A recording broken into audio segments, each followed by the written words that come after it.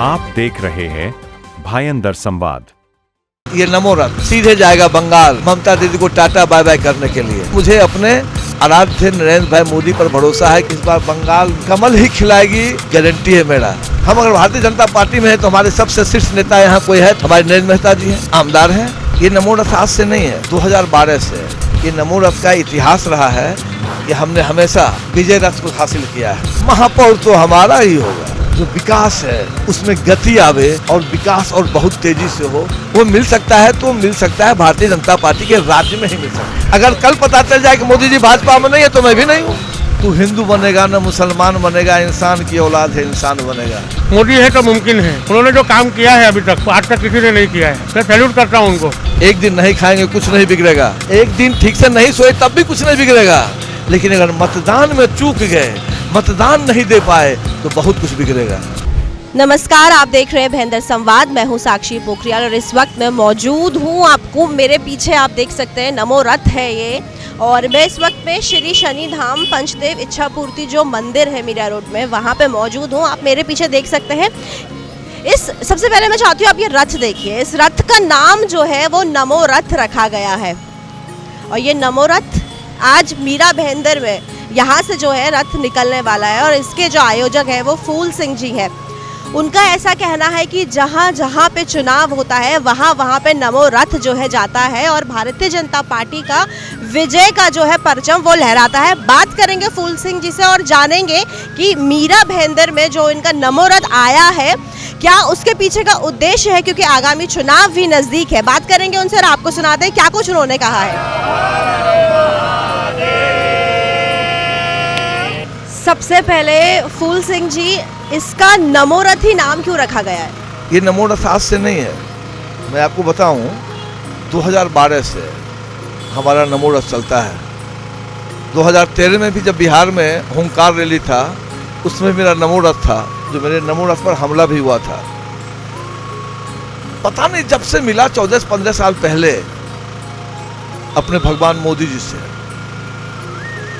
और जो उनके साथ मेरा साक्षात्कार हुआ, जो बातचीत हुई, मुझे लगा ये आदमी आम आदमी हो ही नहीं सकता। और उसी दिन से मैंने अपने हृदय में उनको स्थान दे दिया।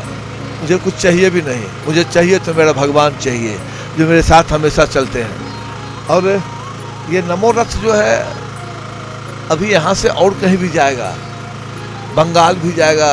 और नमो रथ मेरा जहाँ भी गया है ना, ये नमो रथ का इतिहास रहा है कि हमने हमेशा विजय रथ को हासिल किया है। यहाँ भी जो कुछ है ना, हम विजय ही हासिल करें। मैं जानना चाहूँगी किन किन राज्यों में, हम भारत देश के किन किन राज्यों में नमो रथ गया है और वहाँ पे भारतीय जनता पार्टी का जो है विजय परचम लहराया गया है? देखिए, 3 बार तो बिहार ही गया, अभी उत्तर प्रदेश के सीमावर्ती इलाके में गया, उसके बाद इस बार है ये महाराष्ट्र में। अब यहाँ से ये नमो रथ सीधे जाएगा बंगाल, ममता दीदी को टाटा बाय बाय करने के लिए। हाँ, उनको टाटा बाय बाय करने के लिए नमो रथ जाएगा, क्योंकि मुझे अपने भोलेनाथ पे भरोसा है और मुझे अपने महादेव के पर भरोसा है और मुझे अपने आराध्य नरेंद्र भाई मोदी पर भरोसा है कि उनकी शक्ति इस बार बंगाल में कमल ही खिलाएगी, और हर जगह हर गली में हर हर महादेव का जयकारा लगेगा, गारंटी है मेरा। हाँ। अच्छा, मीरा भायंदर की बात करें तो यहाँ की राजनीति से थोड़े बहुत तो परिचित आप भी रहे होंगे, तो ये पूछना चाहूँगी मैं कि अभी जो फिलहाल का जो हाल है, जिस तरीके से यहाँ पे राजनीति चल रही है, आपको क्या लगता है, क्या अनुमान आप लगाते हैं आने वाले चुनाव में महापौर किसका रहेगा, विजय किसकी होगी? देखिए, स्वाभाविक है महापौर तो हमारा ही होगा।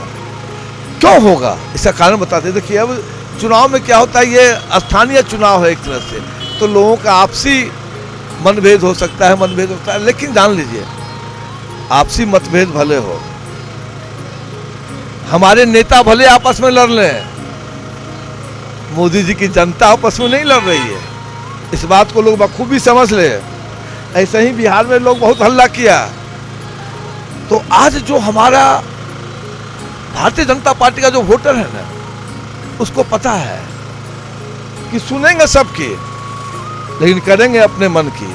और आप देख लेना, यहाँ भी उसी तरह से कुछ मिराकल होगा और लोग अब भारतीय जनता पार्टी को जानता है, लोग अब नरेंद्र भाई मोदी जी को जानता है। और आप जान लीजिए कि यहाँ का जो स्थानीय जो भी आप देख रहे हैं झगड़ा वगैरह, देखिए हम अगर भारतीय जनता पार्टी में है तो हमारे सबसे शीर्ष नेता यहाँ कोई है तो हमारे नरेंद्र मेहता जी हैं, आमदार हैं। हाँ, उसके बाद हमारे जो जिला अध्यक्ष हैं दिलीप जैन जी वो हैं। तो नक्सल में आप ये समझ लीजिए कि अगर इनको मैं भगवान मानता हूँ तो इनका सिपाही भी तो होगा ना, जिस पार्टी में ये होंगे उसी पार्टी में मैं हूँ। अगर कल पता चल जाए कि मोदी जी भाजपा में नहीं है तो मैं भी नहीं हूँ। हाँ, तो मैं तो इनकी पार्टी में हूँ और इनकी पार्टी में रह के मैं ये चाहता हूँ जो मीरा भाईंदर का जो विकास है उसमें गति आवे और विकास और बहुत तेजी से हो। सब लोगों को उसकी जो सुख सुविधा है, जो मौलिक अधिकार है, जो भी है वो मिल सकता है, तो मिल सकता है भारतीय जनता पार्टी के राज्य में ही मिल सकता है। अच्छा, एक सवाल और है मेरा, क्योंकि आपने भारत देश के जो प्रधानमंत्री हैं नरेंद्र मोदी जी, उनको आपने भगवान जो है माना है, क्या कुछ विचारधारा है उनकी या नेतृत्व है जिससे आप इतना प्रभावित हुए? अब बताएं आपको, आज जब सोने जाइएगा ना आप रात में तो एक बात जरूर सोचिएगा, 2 मिनट दीजिएगा हमको जो ये पागल क्या कह रहा है। रात में जब सोने जाइएगा तो सोचिएगा कि आज से 68 साल पहले एक पिछड़ी जाति की गरीब महिला जो दूसरों के घर में चौका बर्तन करके अपने परिवार का भरण पोषण करती थी, जब उसका बेटा 10 साल का हुआ ना, उस गरीब माँ ने अपने बेटे को स्टेशन पर चाय चाय चाय चाय चिल्लाते सुना करती थी। क्या शक्ति थी उस माँ में और क्या भक्ति थी उस बेटे में कि उसका बेटा विश्व का सबसे बड़ा ताकतवर आदमी बन गया। काशी विश्वनाथ, अहिल्याबाई होलकर जी के बाद कौन गया था बिन बनवाने? काशी विश्वनाथ, महाकाल। अरे मेरे बाप दादा ने 500 साल में जिसके लिए इतनी त्याग और तपस्या की और बलिदान दिया, वो राम मंदिर भी किसने बनाया? तो जो कीर्ति करे, जो कर्म करे, वही तो मेरा भगवान है। ये मानव शरीर धर के राम जी आए हैं दोबारा इस पृथ्वी पे, जिनको मैं नरेंद्र भाई मोदी कहता हूँ। आखिरी में हर उस भारत में रहने वाले इंसान को, जो भी सिटीजन ऑफ इंडिया, क्योंकि हम लोग यहाँ पे रहते हैं, उनको क्या कहना चाहेंगे? क्योंकि बहुत बार ऐसा देखा गया है, सनातन धर्म को लेके अंधभक्त कहा गया है। अगर हम अपने सनातन धर्म की बात करते हैं तो लोग उसका बहुत विरोध भी करते हैं, तो क्या संदेश उन सबको देना चाहेंगे? मैं तुम सबको यही संदेश देना चाहता हूँ, ये धरती ही सनातन की थी, ये धरती सनातन की थी, धरती सनातन की और धरती सनातन की रहेगी। तो जब देवता आए हैं इस पृथ्वी पर तो राक्षस भी तो आए हैं, तो कुछ राक्षस है, एक न एक दिन सबका जो है सो सन्मूल नष्ट हो जाएगा।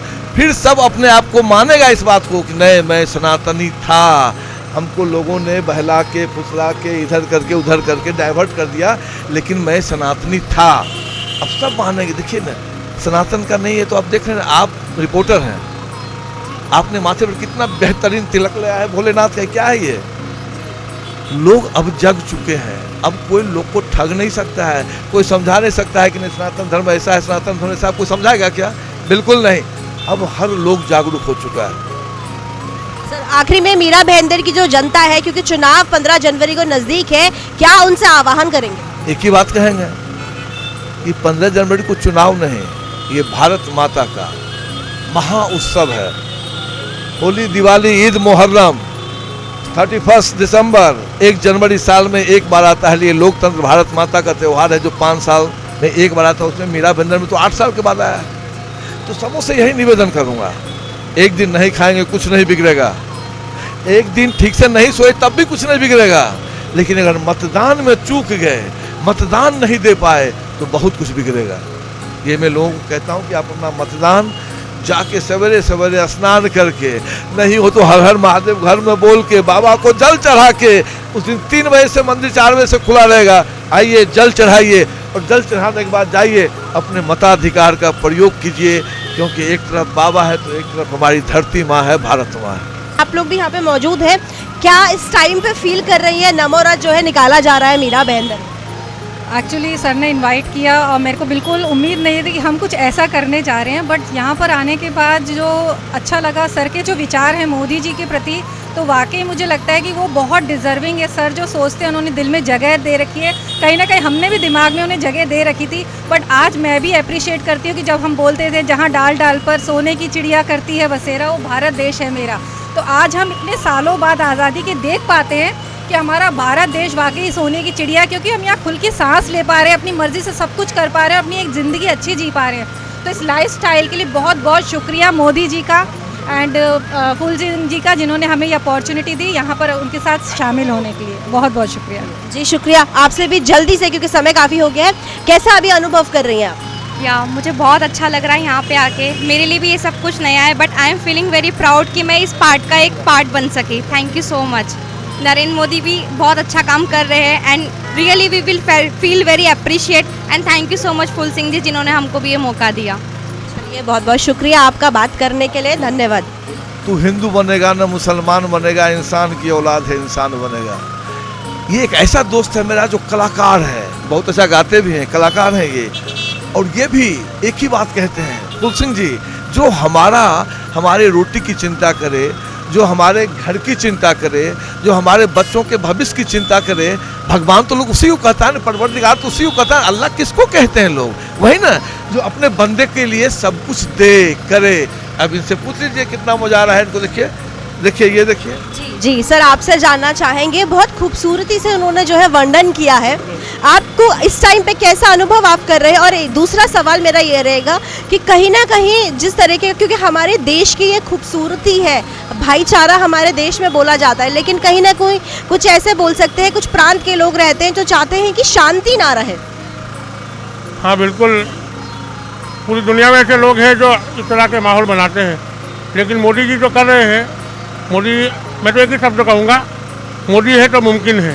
उन्होंने जो काम किया है अभी तक, वो आज तक किसी ने नहीं किया है। मैं सैल्यूट करता हूँ उनको, और कभी मौका मिला तो उनको मिलूंगा मैं।